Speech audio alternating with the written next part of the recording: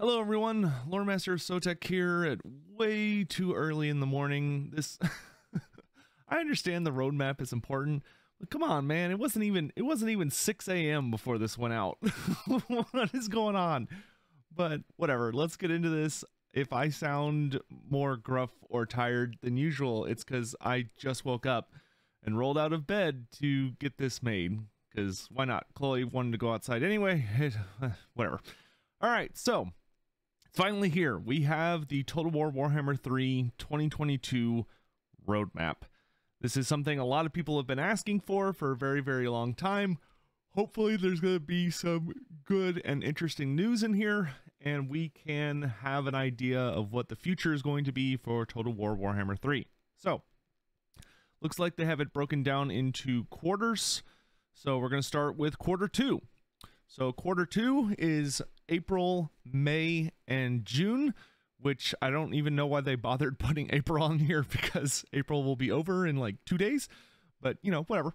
So for April, they announced that following patch 1.1, which we got a little while ago, we're going into patch 1.2 in May. So later this upcoming month, we will be revealing update 1.2. As we're still in the early months since the game's launch, May's release will continue focusing on implementing fixes for our community-reported issues while improving areas of the game. For both the players and the dev team, we'd like to see tweaks. This will be a common theme with regular releases following a major milestone, which is something we talked about, I think, back when patch 1.1 released, that they said they were going to be trying to do patches on a pretty regular basis. And right now, we seem to be looking at some kind of patch or release every, looks like 2-ish months. But anyway, with May rapidly approaching, we are working hard on several key issues that we are looking to include with this release.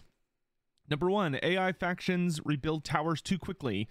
An important complaint about the settlement battles is at the rate at which the computer players can build and rebuild their towers to defend against the player's army, so that's going to be looked at.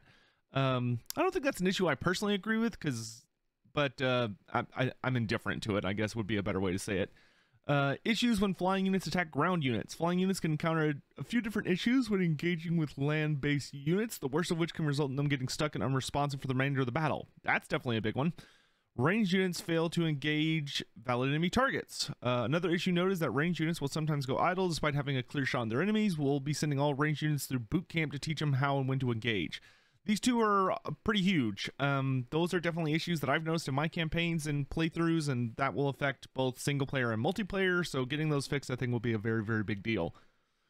Demon factions automatically declare war on Slinesh vassals. This can cause a diplomacy imbalance in the game that affects both the AI and the player, and is something we're looking to resolve. Great. That's actually something I have not thought about. So it's interesting that that it's considered kind of with these other issues. I didn't notice an issue like that in my my Slinesh campaign, but maybe I was just too stupid to notice it, which is very possible. Fix for issues that result in players getting stuck in the Slinesh realm. I've never seen that, but I'm glad that they're working on fixing that. AI factions with an anti-player bias. Oh boy. That's going to be great for a lot of people. As has been reported widely, the AI will often focus on the player despite having more dangerous foes to deal with. We hope to implement the first fixes for this issue in this release. That would be fantastic. That is probably one of the biggest issues with like the Nurgle campaign, is the AI will go so out of its way to focus on the player as opposed to some other faction that is not only closer but also is a higher threat limit, because they have a system where whenever you're in the diplomacy screen and you're talking to different factions, you can actually see which faction they consider to be their greatest threat, and yet they will still come after you instead of actually dealing with like their most notable opponent. And then snow is too bright. The visual glow of snow is far too intense when running the game using certain settings. We've made some adjustments to fix this. Awesome. That's great, because snow maps can definitely be absolutely blinding. I don't want snow to be like it is in real life. Thank you very much. I like being able to see. All right, in addition to these, we've got some gameplay things coming in. Auto resolve improvements. The difficulty scaling of auto-resolve has been reduced on the higher difficulty settings and will now be determined by your battle difficulty setting rather than campaign. This is great. That's awesome, especially for... I have often found that, you know, most of us, you don't want to bother with, you know, some of the really small, tiny fights that you know you should win very, very quickly, but it's going to like take a minute and it's kind of like, I'd rather skip this and just focus on building my empire or focusing on larger fights. But the game would force you to deal with it because even though you know you have them completely outclassed, you're going to lose like 3 or 4 units and you're like, well, I can't afford that loss, so I guess I will do this myself. And it's just kind of annoying. So I'm glad they're fixing that, or working on it anyway. Improvements to unit responsiveness. This will be a long-term project, but we hope to continue making further improvements to the reactivity of units when they are issued orders and engaging with enemies. This includes ensuring that units do not go to sleep when they should be contributing to a very ongoing battle. Great. Honestly, I think this is something that's probably going to be in almost every single patch for a long time. It's probably one of the more complicated aspects of the game. I know we had some adjustments in patch 1.1 regarding unit responsiveness, so just having more of that 1.2, that's good. Improvements to single entity units dueling with other single entity units. Many players have noted issues where their large/hero units engage with other heroes on the battlefield. We're aiming to improve the behavior to ensure they properly engage with the enemies and make their presence truly felt. This is great. I know I've had a number of issues where I'll be trying to tell one of my characters to attack an enemy character or a monster to attack an enemy monster, just some sort of single entity versus, and my model ends up, or my character or monster ends up just getting immediately distracted by being surrounded by enemies and quits focusing on the target, which can actually become extremely problematic in on high enough difficulties, especially when you're fighting like a really frightening character who is focusing your guy and your guy keeps getting distracted by dumb crap around him. So hopefully they can make some really nice fixes there. Technology tree rework. There's been a good deal of feedback about both the tech and skill trees, so we're focusing on improving the impact and power of the tech tree first. Hey, that's awesome. The tech trees in Warhammer 3, for the vast majority of them, are pretty terrible, in my opinion. It really feels like, for some reason, that Creative Assembly looked at Total War Warhammer 1 and 2's tech trees and skill trees and everything, and said to themselves, oh, okay, these are too powerful. The players are able to gain too much power through long-term playability. So we should make everything so weak that it barely has any impact whatsoever. And that, I think that was one of the worst decisions they made in regard to this game. In my opinion, the vast majority of the tech trees are not necessarily awful, but they are way worse than the Warhammer 1 and 2s. So I'm looking forward to them going back in there and hope they can really spice them up, because it should be exciting. Like, you should be sitting there humming and hawing over which techs you're going to focus on, because you should be going, wow, these are really good, and I don't like, how do I want to go through this to augment my army? Whereas right now it kind of feels like it's just not that. I feel more often than not, when I'm looking at most of my tech trees, especially like Nurgle's tech tree, I'm looking at it kind of like, I don't really like any of these that much. Like, most of these feel pretty non-impactful, but the game, I might as well have them. It doesn't hurt to have them, but they're just not that great. And then there will be a leaderboard reset for the multiplayer folks. So to address an issue which resulted in a handful of players shooting to the top of the leaderboards through unintended means, and to account for significant balance changes, there will be a leaderboard reset in 1.2. So hey, that's kind of exciting for anyone that's wanting to get up with that. Also, Regiments of Renown are coming to the game, so we're getting our first piece of actually new content. Regiments of Renown, elite recruitable troops to the game with improved stats and special abilities for campaign and use. Okay, so they say, okay, we want to answer some questions about Regiments of Renown Warhammer 3. In previous games, Regiments of Renown generally came as part of our paid DLC packs, granting a set of unique units to one or more of the races. However, Warhammer 3, we're no longer doing this. While Regiments of Renown will continue to be added alongside our paid DLCs in the future, our first few updates will include a free set of new Regiment of Renown units for every single one of Warhammer 3's core races. This will allow us to expand and freshen up the game's rosters for all the races with every update, as opposed to powering up one race at a time while forcing the others to wait their turn, Warhammer 2 style. That's really interesting. Huh. So they said they're going to talk more about next month. I don't really have like a super opinion on that. I think that's good.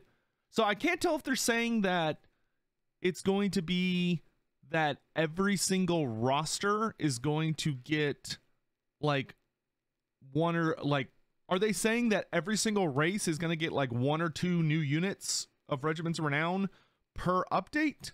Or are they saying that one of the races is going to get their stuff? Well, I mean, the way they're wording this, all the rosters with every update. So to me, this seems to be saying that every single base roster will get goodies at the same time, which is very interesting. I'm curious. I mean, I like that idea a lot. I think I'd be much more interested, because that kind of feeds into how I wish they would do new types of DLC. Like, I would love to get DLCs or content updates that are themed around an idea rather than a faction. So seeing something like, oh, here's a legendary hero pack that comes with a legendary hero for this group of races, as opposed to just a single pack that just dumps on one race. I mean, those can be good, depending on the circumstances, but this to me feels like it is stepping in that direction, which makes me very excited. Like, I would much rather get a pack that adds a monster for like 4 or 5 different races at the same time than get a single Lord pack where I'm just getting like a bunch of stuff for a single race. And it feels like they're trying to fill a quota rather than just like giving that race what it needs. So sometimes we end up getting units that like don't make sense, or are kind of just not helpful, or, you know, or clearly like they're scraping the bottom of the barrel for whatever they can find down there. But yeah, I'm really excited for that. So that's it for Q2. So basically between now and so next month, they're saying there's going to be a big update, which is going to be this, and it's going to come with our first piece of new content being some Regiments of Renown. Then we're off to Q3. So in Q3, it is July, August, September. So this seems to be like they're kind of doing a bi-monthly release schedule. So it seems that we got patch 1.1 back in early April, late March, and then we're looking at patch 1.2 sometime in May. And then I would guess we're going to get patch 1.3 sometime in July. And then and then patch update rather than patch 2.0 will probably be in September, I would guess, or late August. But let's see what we're looking at here. Following update 1.2, we have one last regular update before moving on to the next major release. Update 1.3 will give us another opportunity to address and fix various issues, also getting the second wave of Regiments of Renown. As 1.3 still weighs out, we're still working on a specific list of changes that'll be included, and we'll deal with those as we can. Improved Cathay formation attack. The formation attack ability for Cathay units should now be stronger in frontal engagements, which means that more entities should get involved in the fight when the unit is in battle. Oh, okay. So I think that's because of the way the Cathayan units rank up. It tends to be that the backer, like the further back guys tend to just sort of be standing around, whereas the units in more looser formations in the other races maybe were a little better about getting engaged. Skill tree reworks. Awesome. So yeah, giving the skill tree reworks just to make them more exciting. That is something I've really noticed quite a bit. Some of the races feel pretty good, but there are also some that just don't. I mean, I've been kind of just playing some Cathay for fun lately, and one of the things that I noticed that was kind of disappointing is like the Shukagan Lords really feel like they're supposed to be like these martial art badasses that also are very powerful wizards, and instead they are like, they have a good base stat line, but their skill tree is like really boring because it's just like they're a wizard and that's kind of it. Like they don't even have like a small melee tree. I would really like to see a lot of the skill trees kind of a lot of them feel very basic. Some of them feel good, but many of them are kind of like eh. So I really hope to see, especially like a lot of the Zinc characters. A lot of the Zinc characters have pure wizard trees, which I find kind of disappointing. So hopefully they can just do what they can to spice things up. Like, I think the Ogre Hunter is a really, really good character. The Ogre Firebelly I've really enjoyed. Like, I've really enjoyed when the heroes in particular have those abilities where it's like, once they hit level 20, you can spec them into one of the things they're good at, and it also gives them some really cool abilities and stats. But for some reason, that only seems to exist for the ogres, and basically for I think the Kislevites, I think the Kislevites have it as well, maybe, but you know, none of the demons do, if I remember correctly. But anyway, so I'm looking forward to that. Zinc and Slinesh replenishment rates. It's been noted that Zinc and Slinesh have a much more challenging time replenishing their armies when compared to other factions in game. On top of other factors which can lead to consistent losses for the two factions, we're looking to make some adjustments. Great. More replenishment for those two, I think, is going to be a very, very welcome change, or at least just having a path they can take to focus replenishment, because right now that is definitely something you have to be very careful about. Like I've been doing very, very well in my Zinc campaign when it comes to making sure that I have good casualty replenishment, but I've been very specifically building into that, and it could definitely become very frustrating. Increasing the frequency of field battles. As a cornerstone of the Total War Warhammer experience, we're looking to see more field battles represented throughout campaigns. As such, we're working to increase their frequency and create a healthy mix of land, siege, and minor settlement battles as you play. That's great. Right now, it definitely seems like the AI tends to be a little too cowardly, or at least a little too likely to go hide in their minor settlements and not march out to meet you on the field of battle. So hopefully this will result in the AI being a little more aggressive or a little better about meeting you in land battles, especially on the higher difficulties. Like, if you're gonna make the AI cheat, then at least make it cheat in ways that it's fun, you know, where if he's building lots of armies, he's trying to come out and face you on the field of battle and stuff. And then, of course, battle-related fixes. And then the last, probably the most important thing, actually, that's looking apparently to show up in Q3. Actually, that's not true, because we're about to get into the big one. But a big thing that's coming in Q3 is going to be the Total War Assembly Kit, which I think not a lot of people know is not actually in the game, because I think everyone saw the mod workshop and was like, oh, we've got the full mod thing. Great. That's not actually true. We don't have the Assembly Kit. So the Assembly Kit is a set of tools that modders are able to use in order to make their mods like as good as they can, or just, you know, make life a lot easier for them. So that is something that'll be coming in Q3, which is really good. Update 2.0. This is the big one. So this is the major release that will come with not only continued improvements, but major new content. So this is going to be our first big DLC. So first, we're getting the Immortal Empires beta, and that is the official name. So everybody guessed it. It is IE. Immortal Empires is the official name. Immortal Empires is a much-loved addition to Total War Warhammer 2, and Update 2.0 will introduce the first iteration of the game mode to Warhammer 3. Officially known as Immortal Empires, the mode will merge the maps and factions from all three games, for those who own them, into one, allowing you to deploy the factions you love across a massive combined battlefield. Immortal Empires is a monumental undertaking that will continue to grow and evolve from the moment it lands in the game, so to highlight the ongoing focus on its development, we will initially be making it available as an integrated open beta across all platforms. This initial phase will allow us to focus on updating the balance, map, races, and other areas where we can continue to make adjustments based on player feedback, ensuring that it will meet and exceed expectations as it develops over the long term. The plan is to continue updating the mode over several years, and we want to ensure that those of you who are most excited to play it have a chance to participate and share in its success. There is a ton to unpack about Immortal Empires, so you can expect more news about it as we get closer to its beta release. In the next few months, we'll be sitting down with the game's DLC director, Richard Aldridge, so we can share his insight about the project. I love Rich. He's a great guy. We'd also like to set up some AMAs with the team leading up to the beta if they're not too busy, so stay tuned for more news later.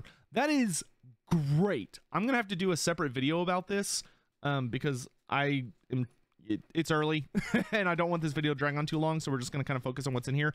We're going to talk about this probably tomorrow. That is excellent, excellent news. Probably the biggest bullet that I think hurt Warhammer 3 was that it just felt like there weren't enough hands-on and enough eyes on the game, and it just didn't have enough time in the oven.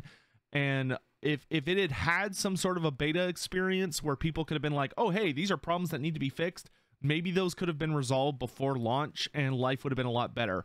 So the fact that they're doing an open beta that's integrated into the game for Immortal Empires, I think that is a brilliant decision to allow the community to help figure out all of the major issues, because it's just a numbers game, especially when you're dealing with something that is going to be the sheer size of Immortal Empires. The more eyes and the more hands we can get on deck to look for all of the major bugs, find all of like any like super damaging issues with the game that would not have been noticed by just a very small and focused QA team, I think will be incredibly helpful and important. Old World Update 1, The Warriors of Chaos. Oh, baby, it's coming. Starting with Update 2.0, we'll be looking to overhaul some of the last remaining races not previously spruced up from Warhammer 1 or 2. The goal is to bring them up to date with the newer mechanics implemented in Warhammer 3. These Old World updates can include the introduction of new systems, units, features, and balance to make them a more formidable force on the battlefield. And Update 2.0, this initiative begins with the Warriors of Chaos. Hey, that's awesome. I'm sure all the Warrior of Chaos fans are going to be extremely excited. So that means the second we get access to the Warriors of Chaos, they're going to already be going into their in their update, which is super exciting. And I also wonder if that means they might be related to the DLC. Blood Pack 3. The Blood Pack for Total War Warhammer 3 adds a ton of new particle and visual effects to the game. Owners of the previous Blood Packs for Warhammer 1 or 2 will have it automatically unlocked. Likewise, unlocking the new pack will also unlock it for the previous 2 games. I'm surprised that the Blood Pack is so late. I guess it's just kind of comboed with all of this other major stuff. I will say that I hope there is something genuinely interesting in it, like a free LC monster or creature, like the, I don't know, Chimera, if it's coming with the Warriors of Chaos or something. But I do hope there's like new animations and stuff, because it does feel like a very long time to wait for the Blood Pack in Warhammer 3. The only thing I could think is that maybe because it is so directly related to the Blood Pack from 1 and 2, that maybe it's just a lot easier to kind of have it show up once Immortal Empires drops, because they did the same thing in Warhammer 2, is that the Blood Pack dropped simultaneously with the Immortal Empires. So there might be a link there that is kind of required. But anyway, Lord Pack 1. Our first DLC pack also releases alongside Update 2.0. Lord Packs introduce several new legendary lords, heroes, and a variety of new units to deploy across the Grand Campaign map and multiplayer settings. Interesting they don't say the Realm of Chaos campaign. Well, I guess maybe that is the Grand Campaign, but whatever, it doesn't matter. Watch out for more information, including about the 4 champions joining the roster as we get closer to its release. That's interesting that they said champions and not legendary lords. I wonder, because if you say champion, I think chaos champions, like champions of chaos is that is where you use the term champions in Warhammer Fantasies, referring to chaos champions. And it usually refers to mortals, and there are 4 of them. I mean, they say it's a Lord pack, so my gut instinct is to say that it is a 2v2, which has never been done before. I mean, regardless, this has never been done before. I mean, we're looking at a pack that has 4 characters in it. Because they say champions and it's coming with the Warriors of Chaos, is it 4 Warriors of Chaos? Maybe. I mean, if there's 4 of them, it could be like monogod up, it could be like a monogod Lord pack. So it's Khorne, Nurgle, Zinc, Slinesh with warriors. That would make a lot of sense. And with Kislev, ogres, and Cathay already all having 2 characters, getting a second character for all of the chaos factions I think would be really, really strong and good for the game's life. So that's kind of what I'm leaning towards, but at the same time, I feel like calling it a Lord pack is a little weird. But I mean, if it's focused on the Lords, then I guess it is a Lord pack. I don't know. We'll have to see. But I'm guessing that's going to be late August, early September. And then Q4, which is October to December, has Update 2.1. As we enter the final quarter of 2022, we've planned our first regular update following all the new content. Q3 Update 2.1 gives us the opportunity to follow its parent update with additional adjustments. Continue to expand Immortal Empire battlefields as players experience it the first time, and chance to react and respond to community feedback following the release. Everything here is pretty much to be determined. And then they note that Regimens of Renown 3 will be included. And then the last thing is update 2.2 or 3.0.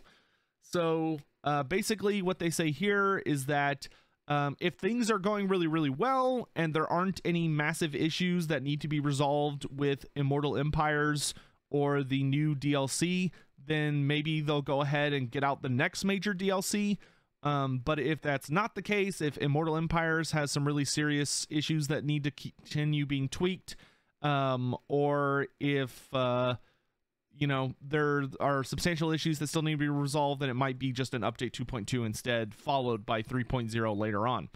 Obviously, we don't see what it is. I would be willing to bet so much money that update 3.0 is going to be the Chaos Dwarfs. Hopefully we get them in December or November. That would be really, really exciting. I would love to get 2 DLC this year.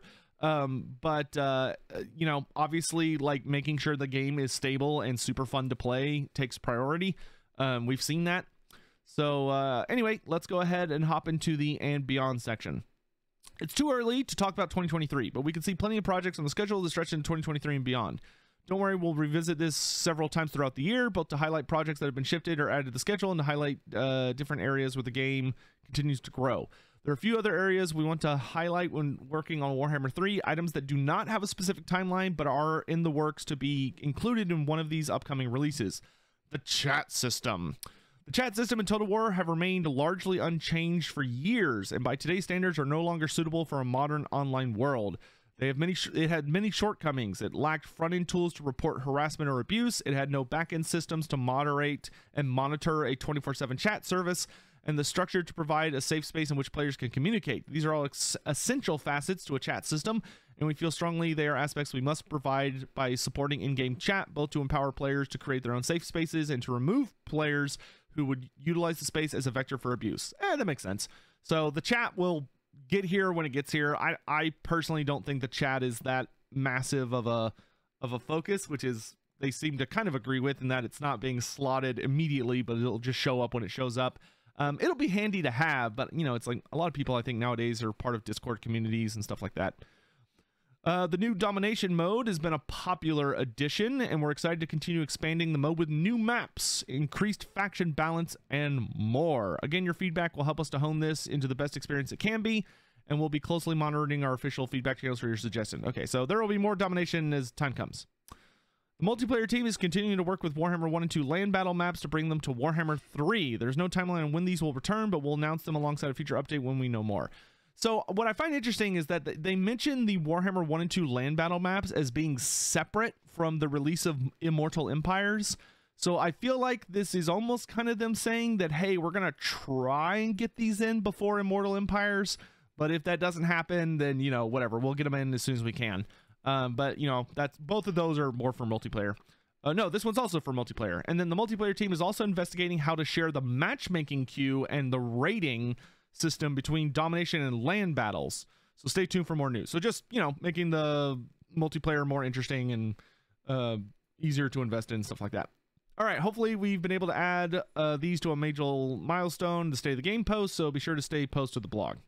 Final word. We covered a lot, so now we want to talk with Richard Aldridge to get some final information about the game. Dear Total War Warhammer community, I wanted to take this opportunity to thank you for your continued support and patience following the release of Total War Warhammer 3. Having taken over the post-launch development of Warhammer 3, my team has readjusted its original gaze and focus to improve the experience of the game based off the feedback we have received from you and continue to receive. But in doing so, this has led to a knock-on effect with our original planned roadmap of new DLC for the game, hence the lack of info on this until now. Now that our first major patch has gone live, 1.1, with many more on the way over the coming months, the DLC team is furiously gearing up to transition back to doing what they do best, working on new and exciting content that will see Total War Warhammer 3 supported for years to come. With fan-favorite characters, races, unique mechanics, and narratives being added, along with an unhealthy dose of special surprises too. The team and I understand that actions speak louder than words, and our aim moving forward is to ensure that we deliver regular new content and game updates throughout the year, which expand your options, focus on quality, and fix, improve, and maintain the game experience based on your feedback. Likewise, we aim to keep you much more up to date with our thoughts, developments, and desires via improved communications, whether they be changes we plan to make to the game or setbacks/changes that we may encounter along the way. I can't wait to share more gifts with you soon. The team and I are championing at the bit. I imagine that is intentional with the whole champion thing that they mentioned earlier. We hope this has all been useful. We look forward to sharing more of what we have in store as we continue making the game better and better for everyone, the Total War team. So, interesting. So this 100% confirms, especially this paragraph, that because of the major focus into fixing the base game for Total War Warhammer 3, all of the DLC was delayed. So the reason we haven't seen any DLC is it seems no one's really been working on it, or a very small team has been working on it, while the vast majority of the DLC team has instead been working on fixing the game. I will say that I'm disappointed that Creative Assembly did not apparently set aside the assets or whatever they needed to do to ensure that the game that, or the team that worked on the base game of Total War Warhammer 3 were kept on to work on it until it was fixed. That way the DLC team could just do their job on DLC. It's a little not great to hear that the DLC team was kind of like forced to become the repair all the crap that we didn't have time to fix before release team that was handed to them. I will say that I think they're doing a great job so far. And I'm not trying to like shit on the people that were working on the base release, not by any means of the imagination. I'm more disappointed with the upper management at Creative Assembly and Sega for that decision, because that sounds like a financial decision of, I bet there's probably another game that they're working on because that's how Creative Assembly does things. And the team working on Total War Warhammer 3's base team, I'm imagining the vast majority of them have been moved to another Total War game or something else being worked on at Creative Assembly. I am disappointed to hear that that wasn't handled the way I would have liked it to be handled, but, you know, it is what it is. In any event, I will say, personally, I'm really happy with this. This is hopefully going to be able to quiet down a lot of the oh, it's a dead game, oh god, they're not, oh, we're Three Kingdoms. Like, chill, guys. I told y'all to chill. Hopefully this can put that to bed. Like, there is a lot of stuff coming. It looks like, you know, based on how I can vaguely point at it, it seems like we're going to be getting updates about every 2 months ish. Though if they end up giving us or if they end up giving us DLC 3.0 or update 3.0 this year, that actually will mean a pretty fast turnaround on some content, because honestly it's weird. This game really just seemed like it just took a while to get out of the station, but now that we seem to be getting out of the station, it looks like we're picking up speed.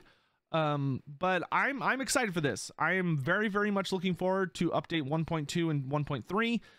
It seems like it's hopefully going to get the game to where we wanted it at release, and I am very much looking forward to the free LC Regimens of Renown. Free stuff is always great. I will never be upset at free content.